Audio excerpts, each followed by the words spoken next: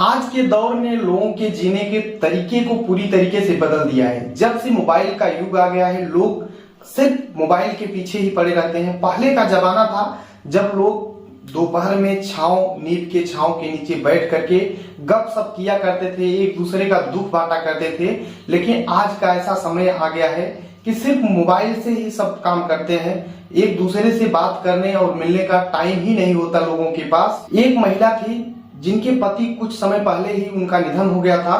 वो अपने अकेलेपन को दूर करने के लिए मोबाइल का सहारा लिया करती थी, इंस्टाग्राम चलाती थी, रील्स देखती थी। लेकिन उसी बीच में उनके एक ऑनलाइन दोस्त मिलते हैं और उनके 2 करोड़ रुपए कैसे उड़ जाते हैं उन्हें पता भी नहीं चलता है। ये बातें जब अखबारों में, सोशल मीडिया पे वायरल होती है तब लोगों को पता चलता है कि पहले का जमाना कितना अच्छा था कि लोग आपस में बात करते थे। लेकिन आज का ऑनलाइन दोस्ती करना या फिर कितना महंगा पड़ गया है। आज की कहानी उसी महिला की है जिसकी उम्र 61 साल होती है। वो अपने बेटे जैसे उम्र के लड़के से इश्क कर बैठती है। नमस्कार दोस्तों, मैं विजय शंकर पाल आज की जो सच्ची घटना सुनाने जा रहा हूँ। ये घटना हरियाणा प्रदेश का एक शहर है जिसका नाम है गुड़गांव, दिल्ली से पास में ही है। एक महिला जिसके 2 बेटी और 1 बेटा है। महिला गुरुग्राम के सेक्टर 86 में रहती है।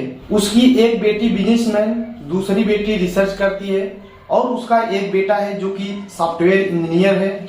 महिला भी किसी विभाग से रिटायर हुई थी। उसके पास पैसे बहुत थे, अगर कुछ था नहीं तो वो था कोई बात करने वाला।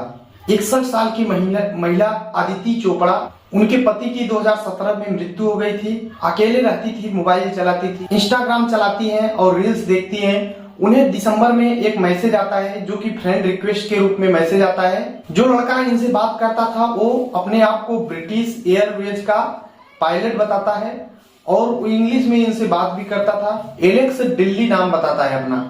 बहुत दिनों तक चैटिंग से बात होती है, उसके बाद व्हाट्सएप से बात होने लगती है, उसके बाद धीरे धीरे कॉल पे बात होने लगती है एक दूसरे से। बात यहाँ तक बढ़ जाती है कि एक दूसरे के बात किए बिना रह भी नहीं पाते थे।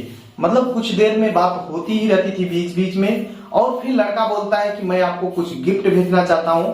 तो औरत बोलती है नहीं नहीं, मेरे को गिफ्ट नहीं चाहिए, आप मेरे से बात करते हो इतना ही काफी है, मैं गिफ्ट कोई भी आपका नहीं लूंगी। फिर लड़का जिद करने लगता है, बोलता है अपना एड्रेस दे दीजिए, मैं आपको सरप्राइज गिफ्ट आपको कुछ न कुछ भेजूंगा जरूर, आप मेरे को एड्रेस दे दो। तो औरत भी बोलती है चलो ठीक है, अपना एड्रेस दे देती है और बोलता है कि मैं गिफ्ट यहाँ से भेज दिया। 5 दिसंबर 2022 को एक कॉल आता है, बोलता है कि मैं कस्टम विभाग से इंदिरा गांधी एयरपोर्ट से बोल रहा हूँ और आपको शिपिंग चार्ज देना होगा। आपका जो सामान आया है और अभी विदेश से आया हुआ है सामान, आपके पास आने के लिए शिपिंग चार्ज देना होगा जो कि 35,000 रुपए लगेगा।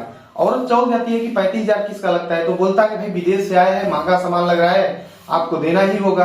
महिला भी खुश हो जाती है कि कोई महंगा सामान होगा, चलो ठीक है, क्योंकि महिला के पास भी काफी पैसे थे तो 35,000 तुरंत पे कर देती है। बोलती है ठीक है आने दो सामान। अभी उसके कुछ ही देर बाद एक फिर से कॉल आता है और उस कॉल में बोला जाता है कि इसमें जो सामान है इसकी चेकिंग होगी, क्योंकि विदेश से आ रहा है सामान और इसमें चेकिंग होगी कि कोई आपत्तिजनक चीजें तो नहीं है। तो महिला बोलती है भाई ठीक है चेक कर लो, इसमें मेरे को क्या आपत्ति है, भाई चेक कर लो, अच्छी बात है। उसके बाद फिर से कुछ ही देर बाद कॉल आ जाता है और बोला जाता है कि इसमें आईफोन है, आईफोन 14 प्रो मैक्स है और आर्टिफिशियल कुछ ज्वेलर्स हैं और इसमें $80,000 रुपए हैं जो कि इंडिया में 64 लाख रुपए के बराबर होता है। तो औरत चौंक जाती है कि इतना क्यों सामान भेजा जा रहा है। तो वहां से फिर मतलब 1 लाख रुपए का डिमांड किया जाता है। तो लड़के के पास लगाती है कि भाई इतना महंगा सामान क्यों दे दिए हो, यहाँ पे इतना बड़ा चार्ज लग रहा है। तो आदमी बोलता है कि आपके लिए महंगा है, हमारे लिए डॉलर में यहाँ पे सस्ता होता है। तो बोलती है ठीक है चलो 1 लाख रुपए फिर से पे कर देती है औरत। उसके कुछ ही देर बाद फिर से कॉल आ जाता है और बोला जाता है कि ये जो पैसा 1 लाख आपने भेजा है ये गलत खाते में चला गया है, आपको 1 लाख नहीं भेजना था बल्कि 95,000 रुपए भेजना है दूसरे खाते में। तो बोलती है कि मैं तो भेज दी चाहे जिस खाते में जाए। तो बोलता है ठीक है आपका सामान नहीं जाएगा। तो औरत फिर से 95,000 सोचती है कि यार 64 लाख रुपए आ रहा है तो चलो इतना क्या है, फिर से 95,000 रुपए भेज देती है। अब उधर से कस्टम अधिकारी की तरफ से जो कॉल आया था वो बोला कि ठीक है अब आपका सामान पहुंच जाएगा शाम तक। और महिला पूरी तरह से खुश हो जाती है कि इतना महंगा सामान मेरे घर पे आने वाला है और वो अपने सोचती है कि जब आएगा तो मैं अपने बच्चों को, बेटी को बुलाऊंगा और उन्हें सरप्राइज दूंगी कि मेरे दोस्त ने मेरे को सामान भेजा है। उसके कुछ ही देर बाद फिर से फोन आता है और बोलता है कि मैं हवाई अड्डा प्राधिकरण से बोल रहा हूँ, ये आपका सामान तो पहुंच जाएगा लेकिन जो $80,000 है इसे इंडिया में कन्वर्ट करना होगा और कन्वर्ट करने का आपको चार्ज लगेगा और इसका जो चार्ज है 2 लाख रुपए लगेगा। औरत पूरी तरह से चौंक जाती है तो बोलता है कि ठीक है, नहीं दोगी अगर चार्ज तो मैं इसको रिटर्न कर दूंगा, आपका सामान पहुंच जाएगा। तो औरत बोलती है चलो ठीक है, 2 लाख फिर से पे कर देती है औरत। इस तरह से महिला समझ भी नहीं पा रही थी और उसके कभी 35,000, कभी 95,000, कभी 1 लाख, कभी 2 लाख रुपए खाते से उड़ रहे थे एक एक करके। उसे लग रहा था कि बहुत बड़ा चिराग आने वाला है और उसमें से जिन्न निकलेगा, पूरी हमारी इच्छा पूरी हो जाएगी।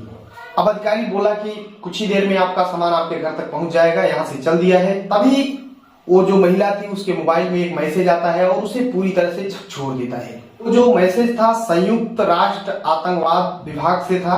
उसमें लिखा था इस तरह से, ऐसा था नहीं लेकिन इस तरह से मैसेज बना के भेजा गया था कि संयुक्त राष्ट्र आतंकवाद विरोधी की तरफ से मैसेज आया कि जो आपका सामान आ रहा है ये विदेश से आतंकवादियों के माध्यम से भेजा जा रहा है आपके पास। आप पूरी तरीके से फंस चुकी हो इस आतंकवादी में और आप आतंकवादियों का साथ दे रहे हो। इस तरह से वहां पे मैसेज आ जाता है। महिला पूरी तरह से घबरा जाती है और उसमें और तरीके से डरा दिया जाता है कि आप पूरी तरीके से फंस चुकी हो, यहाँ पर आपको छोड़ा नहीं जाएगा। महिला 4 लाख रुपए तक गंवा चुकी थी अपना। अब उसे बचने के लिए लग गया कि भाई अब चाहे जो पैसा लग जाए लेकिन मैं इस आतंकवादी में जो फंस चुकी हूँ यहाँ से कैसे बच सकूं, उसके प्रयास में लग जाती है। अब उसे अलग अलग तरीके से पैसे लिया जाता था। कभी बोला जाता था कि मतलब आपको इतना पैसा देना होगा तब आप बच पाओगे आतंकवादी के माध्यम से, आप मतलब उस तरह से ऐसा फंसाया जाता है। अलग अलग तरीके से 8 देशों के नाम से कॉल आता है और 8 दिन के अंदर अंदर उससे लगभग 35 लाख रुपए उस महिला के खाते में थे वो, और 24 लाख रुपए वो अपने रिश्तेदारों से कर्ज लेकर के 50 लाख का उसने अपना प्लॉट बेच दिया, अपनी पूरी ज्वेलरी बेच दी। और वो जो उसका बेटा था और औरत थी, ये दोनों का संयुक्त खाते में कुछ पैसे थे, कुछ लाख रुपए पैसे थे। उसको निकाला तब लड़के के पास मैसेज जाता है कि पैसे लगभग 95 लाख रुपए निकल चुके हैं। RTGS के माध्यम से निकला था।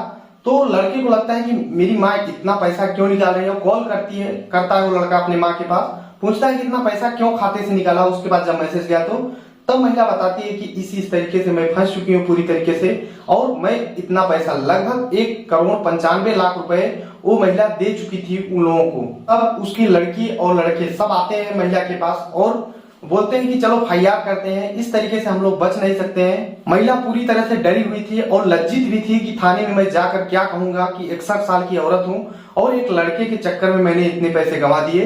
इस तरीके से डर रही थी, लेकिन लड़के ने FIR करने के लिए सोचा और गया वहां पे FIR किया थाने में, साइबर दफ्तर में जाकर के रिपोर्ट दर्ज कराई। और तब ये बातें अखबारों के माध्यम से, मीडिया के माध्यम से पूरी तरीके से वायरल होने लग गया। तब ही पता चलता है कि भाई पहले के जमाना था चोरी करते थे लोग घरों में, लेकिन आज का जमाना ऐसा है कि लोग अपने घर बैठे चोरी कर लेते हैं। चोरी करने का तरीका पूरी तरीके से बदल चुका है। इसीलिए मेरा मानना है कि भाई आपके पास अगर मोबाइल है तो उसका इस्तेमाल सोच समझ करके करो, सही दिशा में करो।